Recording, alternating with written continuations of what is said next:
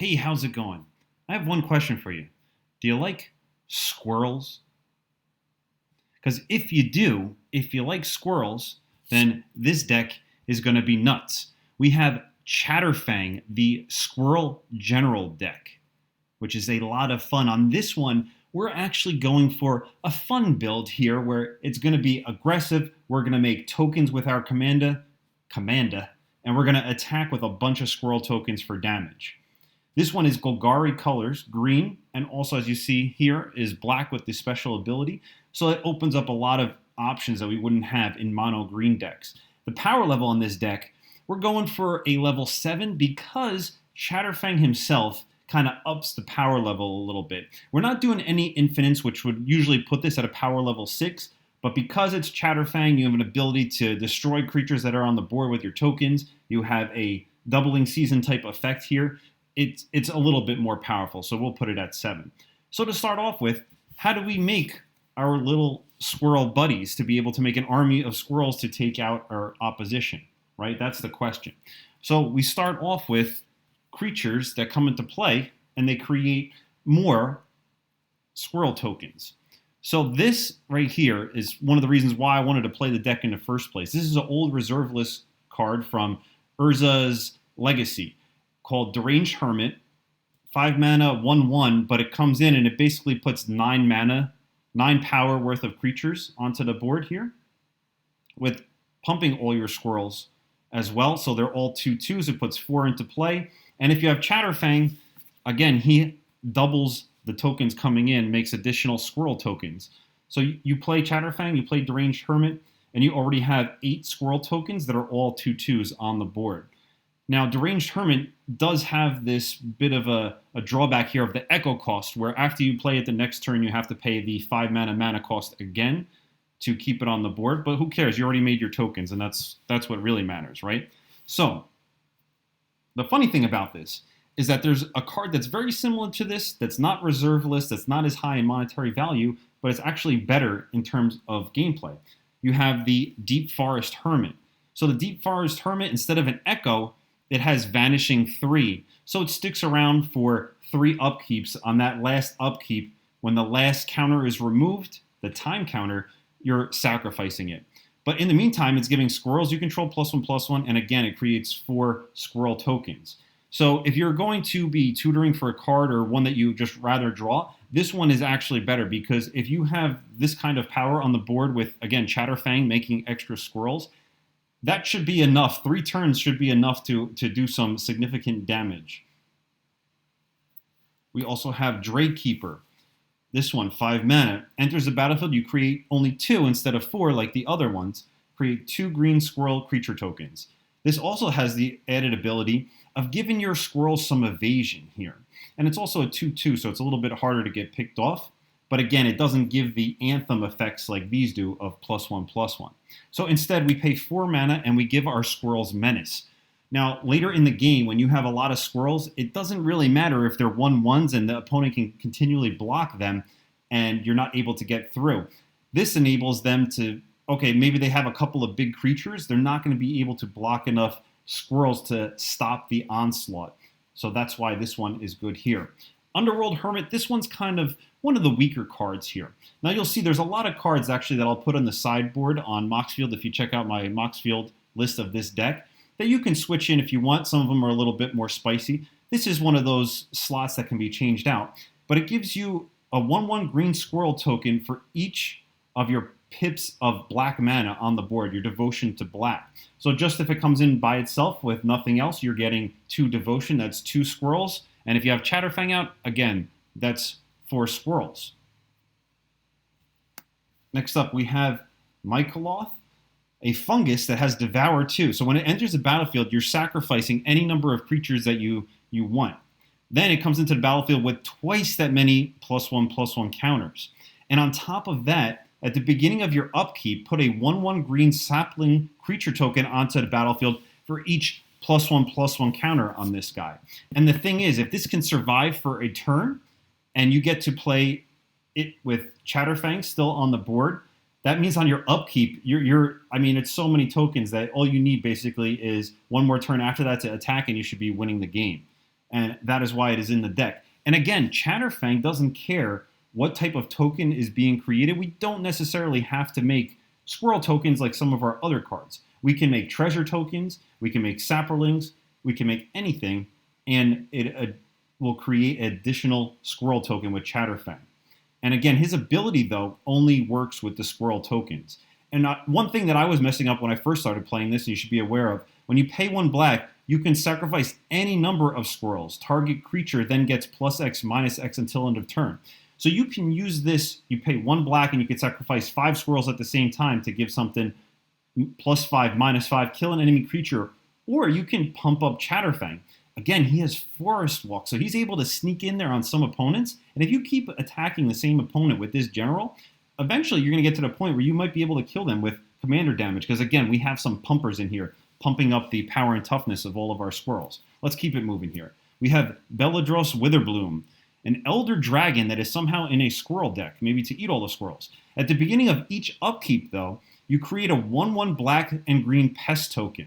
And the idea here is that anything that says each upkeep, when combined with Chatterfang, means you are going to be making a ton of tokens that will be pretty much unstoppable if it goes once around the board. Every opponent's upkeep, you're making a token.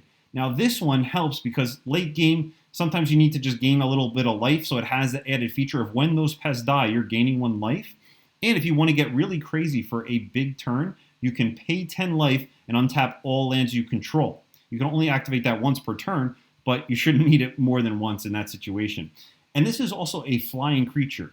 So it's a 4/4 flying. A squirrel deck there's no flying squirrels, not yet anyway in Magic. So what we have is we need some ways to stop the flyers that are going to be coming at us, and we would normally not be able to block them.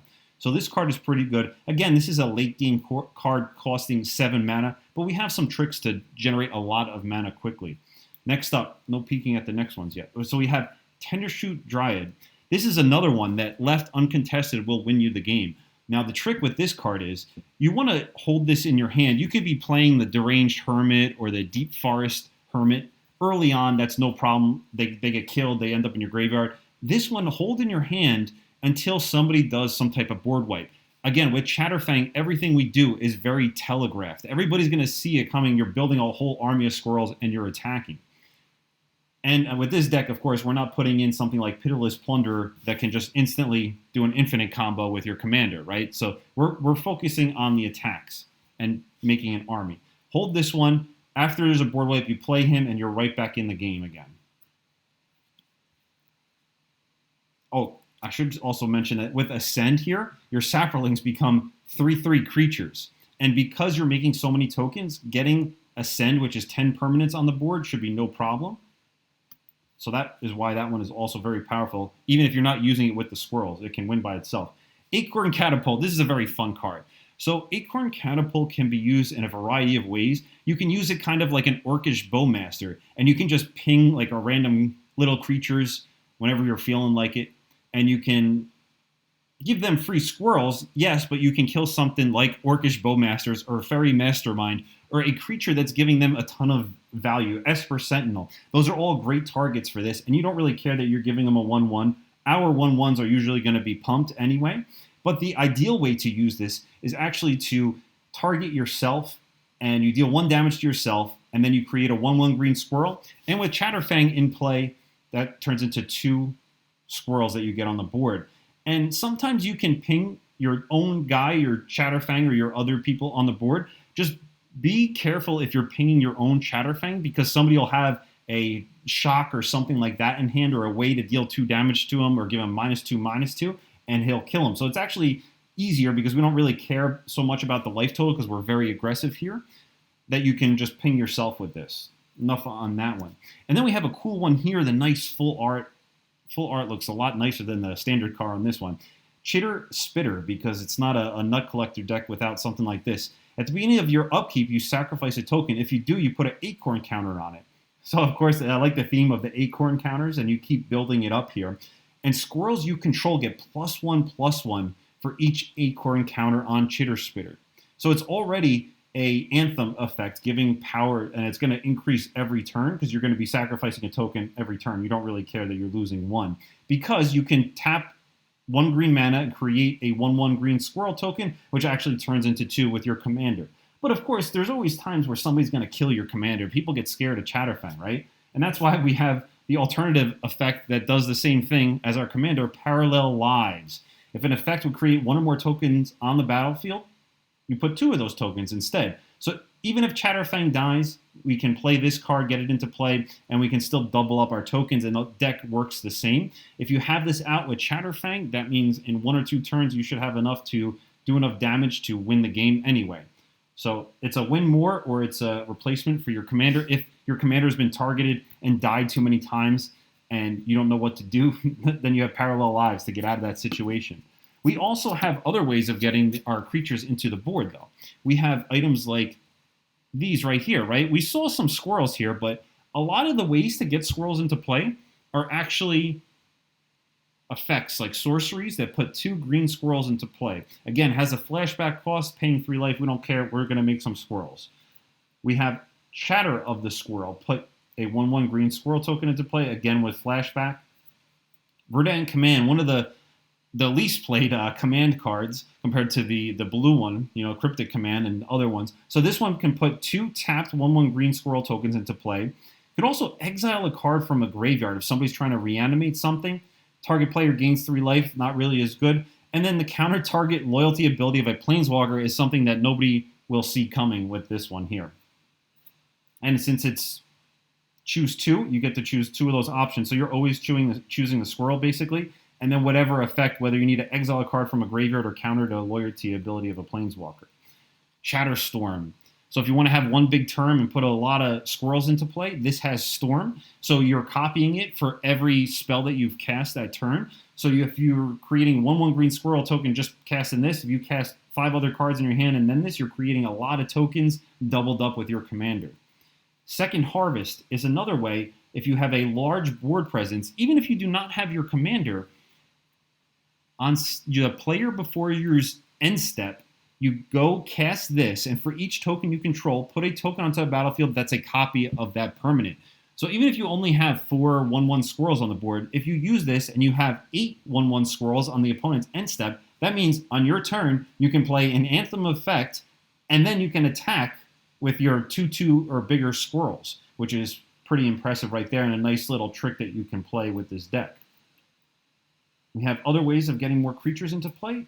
Enchant Land has created 1/1 green squirrel token, so it's kind of a safe way to do that. Nobody's going to really target this enchantment. It's not really worth it.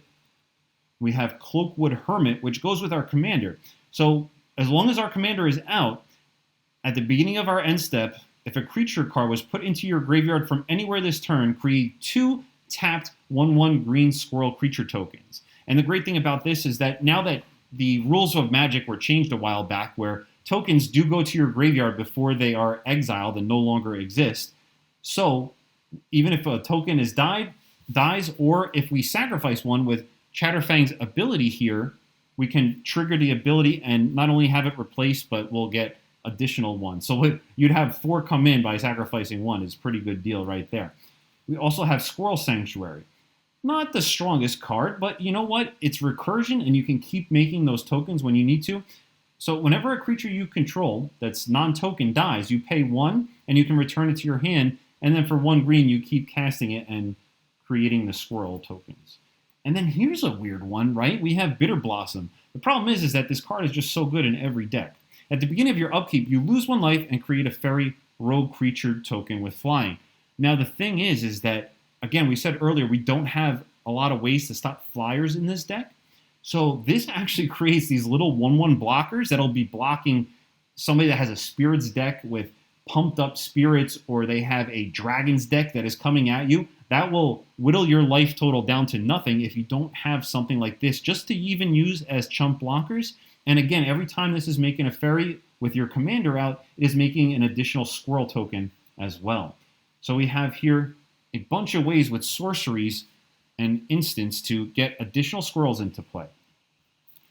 Now, it's not like an elf deck where you playing regular non-token creatures. The trick with squirrels is really to utilize the tokens, but there are some squirrels that are also included in the deck. And this is why, because there's not that many of these cards, we are playing less cards like the ones where it's an effect where you gain an advantage for playing a creature of a certain type that you would normally have in like an elf deck. So we have Ravenous Squirrel here. Sacrifice an artifact or creature, put a +1/+1 counter on it. Sacrifice an artifact or creature, you gain 1 life and draw a card. So there's a little trick in there where you can pay some mana when you need to and you can draw a card. Then we go on to the next one, Scurried Colony.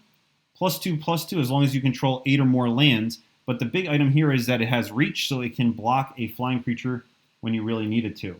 Frozen Beast, just a 1/1 for 4 mana, but it can turn into an 8/8 if you have 7 or more cards in your graveyard. And with this deck, if there's a board wipe, there's going to end up being a lot of cards in your graveyard. Squirrel Mob. Squirrel Mob gets +1/+1 for each other squirrel on the battlefield. Don't really have a way to give this trample to make it really crazy, but still having a 10/10 or something like that on the battlefield is pretty scary. And again, with this deck, you're usually getting with Chatterfang or Parallel Lives in play, you're probably going to get like between 8 and 20 tokens into play, right? Just think of all those spells that we can cast. And the thing is that you don't need a whole bunch of creatures to get through if you have them hitting for all this damage, right? Also, I should say, besides Parallel Lives, you have Doubling Season, and there's also one other card that can double the tokens, but it doubles them from your opponents as well. So we do stay away from that one a little bit. Put these over here, put these guys down here, and we need some card draw because what happens is you spit out your hand, and then you're like, what do I do now, right? Because if your board gets wiped, you're a little bit of a bad spot, right? So we have Idol of Oblivion, fits perfectly into this deck, and honestly should be in any deck that creates any kind of tokens, whether they're treasure or creatures or whatever else. Every time you're creating tokens in your turn, you just tap this to draw a card. 2 mana, and then every turn you can draw an extra card with the added bonus of creating a 10/10 Eldrazi if you get to late game. Pretty good. Skull Clamp.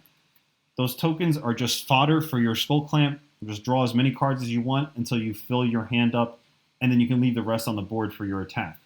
Pact of the Serpent. This is a card that was originally in the Elf Precon that I think is just going to get better and better over time.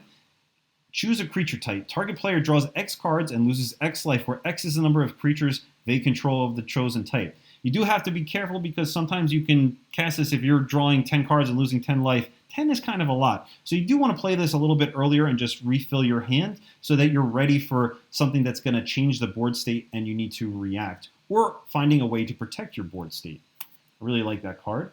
Next up, we have Plumb the Forbidden. As an additional cost to cast this spell, you sacrifice 1 or more creatures. When you do, you're copying the spell for each creature sacrificed this way. For each instance, you're drawing a card and you're losing 1 life. So if somebody wipes out your 8 guys with a Wrath of God effect, at the same time you cast this spell for only 2 mana, sacrifice all of them, and then you're drawing all of those cards.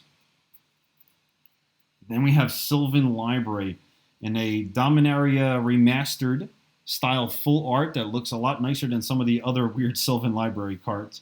This one for only 2 mana is just a great way to, pay 8 life. You usually pay it twice.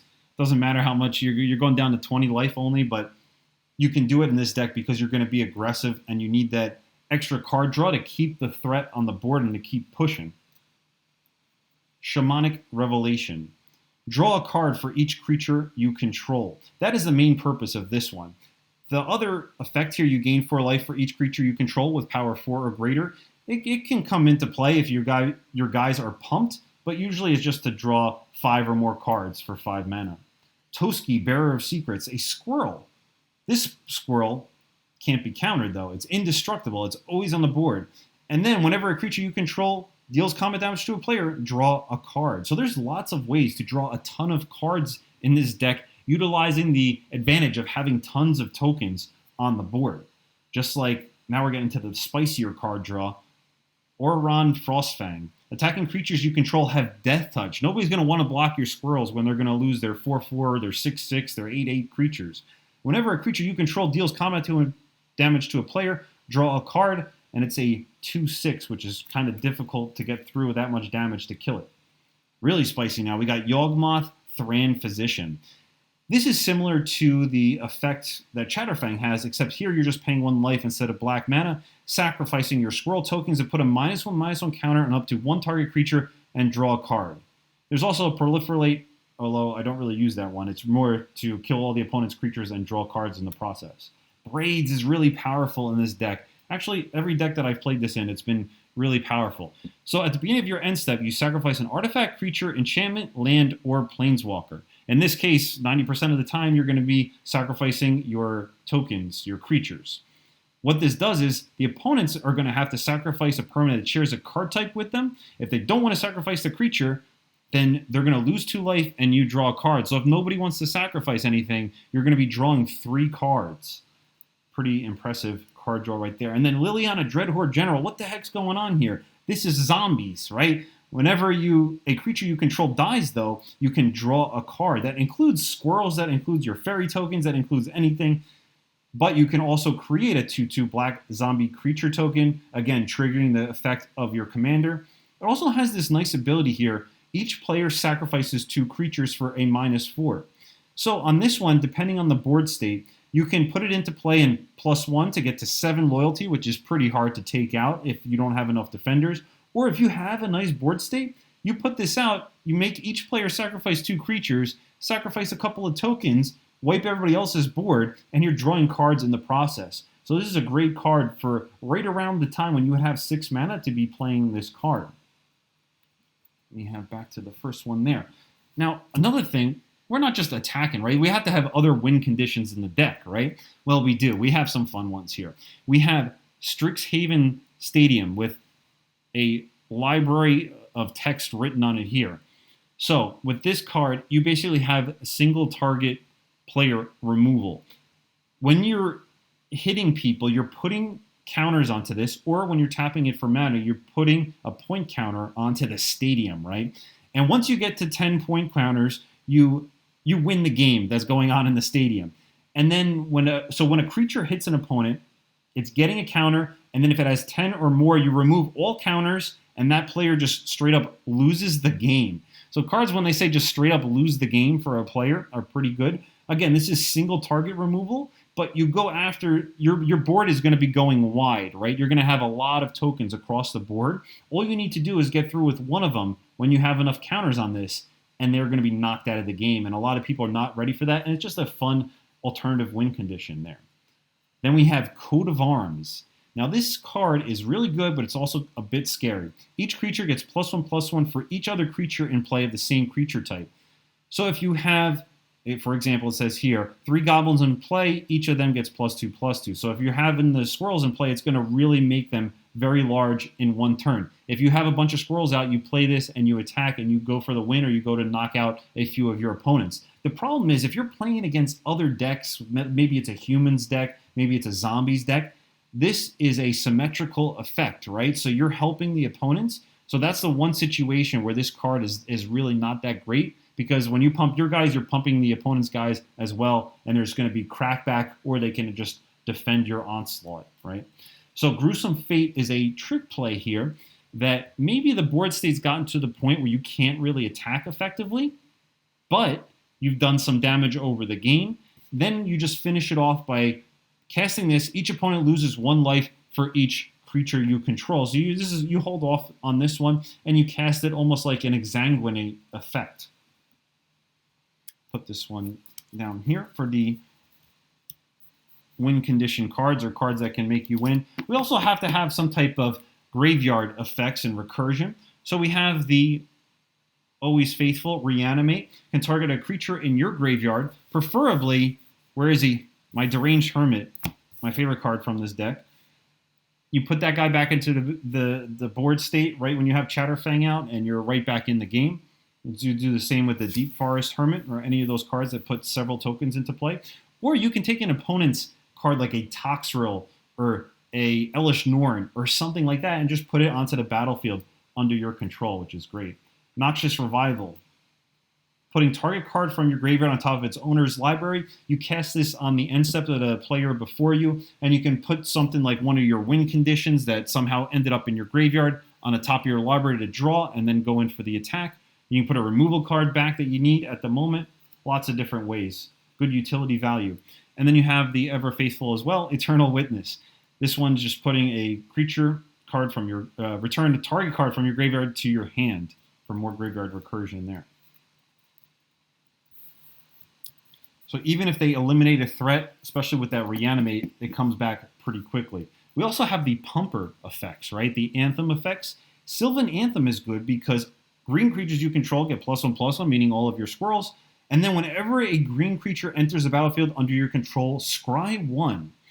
Keep in mind, this is for every instance. So if you're putting 4 of the squirrel tokens into play, that's 4 instances of scrying 1. So you can scry pretty deep pretty quickly with just casting 1 or 2 spells with that, as well as getting the pump effect for only 2 mana, which traditionally it's either 2 or 3 mana for these, but there's also a lot of Anthem effects that are 3 mana. Nut Collector, 6 mana, a little bit pricey here, but it does have a nice effect. At the beginning of your upkeep, you're just automatically creating a squirrel token, and if you have 7 or more cards in your graveyard, you're giving all of your squirrels +2/+2.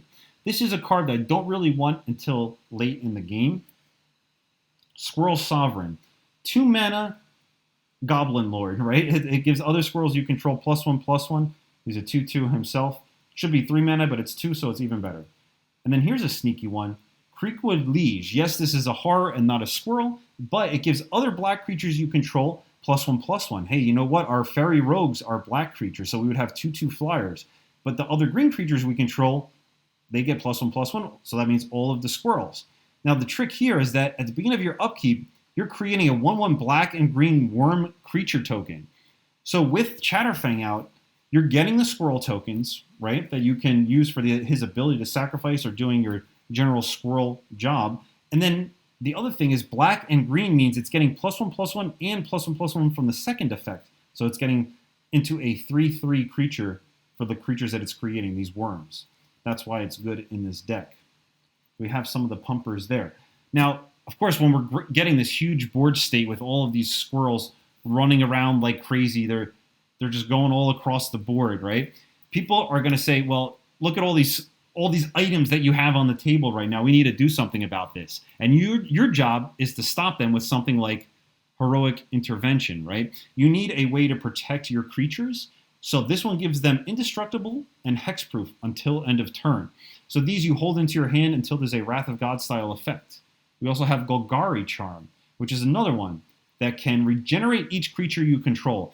Now, keep in mind, this is an older term in Magic, and when they are regenerated, it's going to tap all your creatures, so you will be open to potential hitback if somebody has a asymmetrical Wrath style effect, like a Ultimatum or something like that only kills your creatures and would leave theirs alive. So you got to be aware of that. It also has the ability to destroy target enchantment when you need it in a pinch, and then all creatures can get -1/-1 until end of turn, which can be used against other token decks, especially when you have an Anthem out and yours are 2/2 squirrel tokens instead of 1/1s, and you can wipe them early.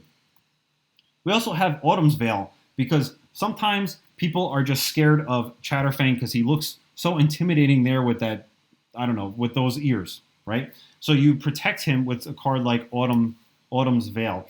And if you're, spicy, you get Veil of Summer, which is the same card but better because you draw a card, potentially. We also have Malakir Rebirth. This is one of those MDFCs that you can flip into a tapped land. So it is a tapped land, but it gives you this added ability, 1 black, instant speed, lose 2 life, and then when your general would die, you're returning them tapped to the battlefield. Then we have a little sneaky play here. Let's say you have 12 tokens on the battlefield, somebody casts a board wipe, and you're like, all right, yeah, it's a rough turn. Everybody thinks the board is just reset. The game's going to go on for another 10 turns. And then at the end of the turn, on their end step, you cast this for 4 mana, put a 3/3 green beast creature token onto the battle for each creature put into your graveyard from the battlefield this turn. So you replace all of your tokens with 3/3 creatures that can attack once it goes to your turn, which is the awesome part right there. So that's a nice surprise to probably finish off people in a game. Now, we also got to get rid of the enemy threats, right? So we have cards that are targeted removal, and we have my favorite, Assassin's Trophy. Just anything you want to destroy it. Yes, they can search their library for a basic land card. Who cares? Abrupt Decay. This one is good because it can't be countered. Sometimes you'll have the blue players trying to do some shenanigans where they're trying to do some kind of combo with an altar, dementia, or something. This is what you need because it can't be countered. You'll destroy the altar or the creature that they can keep bringing back. A zombie deck could be bringing back Gravecrawl or something like that. You kill the other part of their combo, and then they're out of luck and it can't be countered. They thought they were safe, but they're not. Nature's Claim is the most mana-efficient green, basically destroy target artifact or enchantment ability. Its controller gains 4 life, and again, in a commander, who cares? Only card that's really better than this is Force of Vigor, which is a little bit pricey, and it also, you usually have to exile a card from your hand to play that one. This is a little bit of lower power level, so we're using the standard Nature's Claim. Terra Sunder you need now. This is going into a lot of decks because exile target artifact or enchantment. They invented this thing called the One Ring back in, I don't know, when they were thrown into Mordor or whatever, and now it's in every deck. So when somebody plays the One Ring and it's indestructible, you need a way to get rid of it. So you have exile target artifact or enchantment. If it was kicked, exile target non-land permanent instead. And you see that a little extra ability is pretty good too, because sometimes you just need to hit something that's on the board and you just need an answer, and this gives you another option in your deck. So it makes it a little bit more versatile, as well as taking out the One Ring. Pest Infestation. This card, I don't know any other deck that it would fit better in than this one. And it just looks cool in the full art. You have a whole bunch of these little green pests going and attacking the scroll. It just looks cool. XX green. Destroy up to X target artifacts and or enchantments. Very important that it hits both of those, because we don't really have a lot of artifacts in this deck. We just want to kill everybody else's artifacts. Create twice as many 1/1 black and green, which again, with that horror that we have, it would pump it twice. So these would be 3/3s if you have that card out. When the creature dies, you gain 1 life. And it also works, I forgot to mention, with that dragon, the Witherbloom, when that creates pest tokens. So the thing is, you pay 2 here, so you're paying 4 total, and then the green for 5 mana, and you're making, instead of X equals 2, you would be making 4 with Chatterfang or Parallel Lives out. So you got a nice little army, take out the opponent's Soul Rangs, Arcane Signets. It's really, if you can just hit 1 target for each opponent, it's enough. If you can hit a couple, that's great. If you can hit something like a Altar of Dementia or Ashnod's Altar, something that's, pretty Smothering Tithe, oh my gosh, it's just great, right? To be able to do that and build your army at the same time. Then you have those guys that just have those commanders that are like, all right, this commander is just going to like win you the game, so what am I supposed to do here? There's ones that can keep being recurred, like the little white doggy that I forget the name of, or you have Crom or something like that. This just makes it into a colorless forest land. If they have that Miram dragon that can just copy every other dragon that's coming into play, you put this bad boy on it, and he can't keep recasting it for the command zone, and you can't use the abilities on it. So it's just, that card is gone. Now there's other cards like Kenrith's Transformation. We wanted something a little bit stronger like this one, because the transformation only makes it into a creature. There's also one that turns them into a tree folk. The problem is, board wipes of creatures are the most prevalent form of board wipes in Magic, and there's a lot of targeted removal for creatures. Again, everybody's commander's a creature, so it's supposed to be, so that you'll have a removal for that. But a forest land, it's very difficult if they don't have enchantment removal, which is the hardest thing to do in Magic, to be able to get rid of this and get their commander back, or their permanent that's very important, like a Toctril or something like that. Or that angel that makes all the other angels indestructible, your permanent's indestructible. But if they're not indestructible, we also have 1 board wipe in the deck. Sometimes another deck may build out their tokens or their creatures faster than you. If you're playing an elf deck, a humans deck, a zombies deck, you can always cast this one. Sometimes Chatterfang will get killed in the beginning, and other people will start building up a board state. They'll get their commanders out. Then you just play this one before you cast Chatterfang again. Please don't use this and kill your own Chatterfang, because Chatterfang gets expensive really quick. He's going to get targeted at least once during the game with a removal spell. So you have that in case you need it. We also have some tutors. Not too many tutors right now. Again, if you want to go crazy, you can add more. Diabolic Intent is just great in this deck because you're sacrificing a creature as an additional cost, but who cares? We have tokens. Search your library for a card, and then it's Demonic Tutor besides that, right? Then we have Worldly Tutor. Search your library for a creature card, reveal it, then shuffle, and put that card on top. On this one, you can get your pumpers if you need it. Or you can get your Deep Forest Hermits, your Deranged Hermits, your Dre Keeper, your Underworld Hermit, and you can rebuild your board state very quickly when you need to. And that's really how we're using this card. If we're not using it to get something for the win, we can get our Nut Collector that can close out the game, making all of our squirrels into 3/3 creatures as well late in the game if we have 7 or more creatures in the graveyard. Again, only 2 tutors here. If you want to get fancy and add some more powerful, you put Vampiric Tutor, Demonic Tutor, Wishclaw Talisman. You could add all those in here if you want. We're staying away from a lot of the artifacts. I was thinking about also including cards like Fade from History to just wipe out all the artifacts, enchantments on the board. Depends on your meta and what's going on, but those are also great effects because, again, we'll see here, we have limited, we do have some artifacts, but it's not as big of a loss for us as it would be for the opponents. Anyway, back to this card, right? We have an elf. He's in the forest too. He's helping out our squirrels because every time we tap one of our squirrels, we can add 1 green mana, which is pretty incredible right there. This makes it so that you just have as much mana as you need when you need it.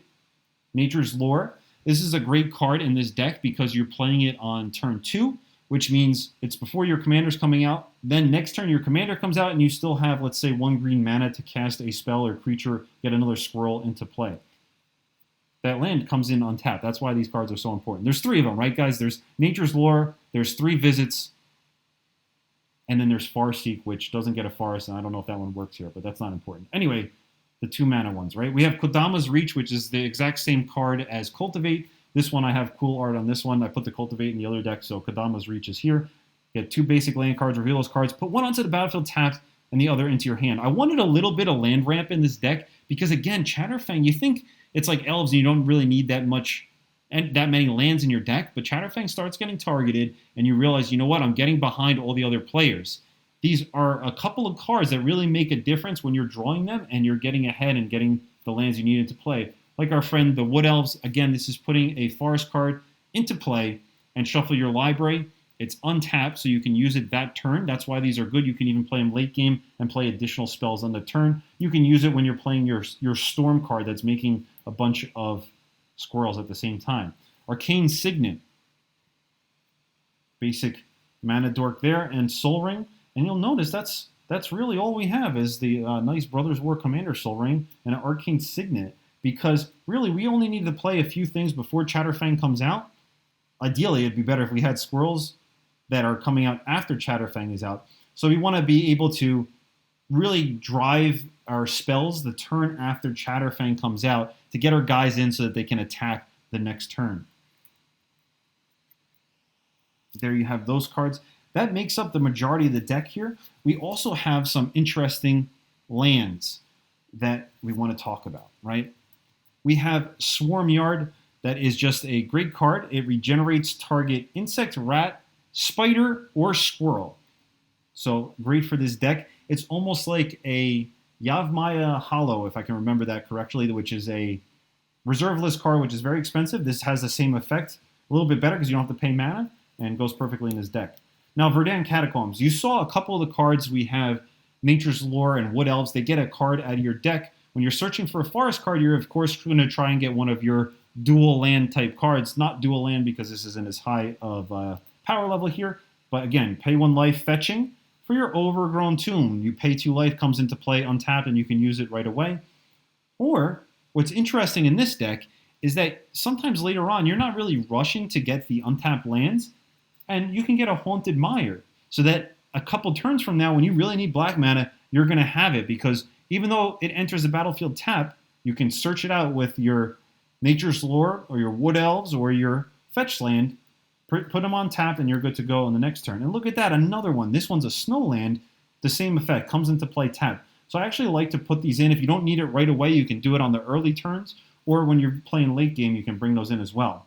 This is a fun one here. West Vale Abbey.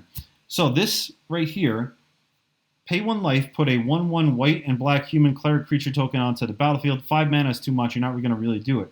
But sacrificing 5 creatures, paying 5 mana, is not really hard to do in this deck when you're talking about having 10 squirrels usually on the board. So what happens is this flips, right? And it turns into Ormondal Profane Prince. Flying lifelink, indestructible, haste. So again, some of these games go to late, late games, late turns, and the lifelink actually helps you out because we do have stuff that hits our own life total, right? So when you get a 9/7 indestructible lifelink on the board, this can actually keep you in the game, and it's just fun when you play a card like this and it actually is able to flip and do some crazy work there. So that's why that one is in the deck. Next up, we have an ability to give evasion to some of your guys here. So when you need to get through some damage in the end, or if you're trying to sneak in that commander damage, right? You can give target legendary creature fear until end of turn. So you can sneak in with your Chatterfang and keep hitting for commander damage. Also, why not just be able to hit every opponent with Forest, with your Forest Walk commander, when you give everybody Forest on the board with Yavimaya Cradle of Growth. For Rexian Tower, again, we have tokens. Sacrificing a creature is very easy, and it can up us some mana for the turn. Strip Mine. You're not using this to just kill people's random lands. Again, this is setting you back as well. Keep that in mind. You're only using this if an opponent is doing something like using gates to get a win, if they have a Field of the Dead in play that's going to get them a win, if they have a Thespian Stage and they're going to be doing some crazy antics and be trying to win the game with lands. That's why we have to keep these in the deck. So nobody gets too crazy with the land shenanigans, as I like to say. Reliquary Tower. Again, we talked about before, sometimes we're drawing 8 cards, 10 cards with some of our spells and effects. So having no maximum hand size is pretty good there. And then we can hold back some of our protection spells, which seem to have fallen off the screen here, if we need a heroic intervention or something like that. But Jukabog, just a way to exile an opponent's graveyard, which now that I'm thinking of it, you could also throw in an artifact like Soul Guide Lantern or something like that if you really need additional ways to do that, but we just have one here. Nurturing Peatland, again, this is the good one, where 1 mana tap, sacrifice it, draw a card when you're in a pinch. This one, 4 mana, sacrifice a creature to draw a card, but the thing is, it's repeatable, right? Like, you can just keep doing this. So this is for when it gets to late game, and if you're out of your draw effects, you can just keep utilizing this one. Works pretty well. Undergrowth Stadium, land that comes in untapped. Some more untapped lands, your generic lands that you put into every Golgari deck, right? And then we're back to the Swarm Yard. Swarming them with squirrels. And then we have our traditional, forests and basic lands in here. Again, I'll put the Moxfield deck list up. It's hard to put the links in here. Sometimes it blocks them, so just check out the channel that I have and you can see the deck as well. But there you have a Chatterfang Squirrel deck, which comes in hot, attacks with a lot of creatures, and the best part is a lot of fun to play. Hope you guys enjoyed watching the video. Hope you try the deck. Let me know if you know anything else or how you would change this around. Probably going to make another deck of this one that's a bit more powerful. We're going to go into the infinite combos, but when we want to play a fun, fair game here, we have this one for our Chatterfang Squirrel General. All right, guys, I'm out of here. Have a great one. Peace.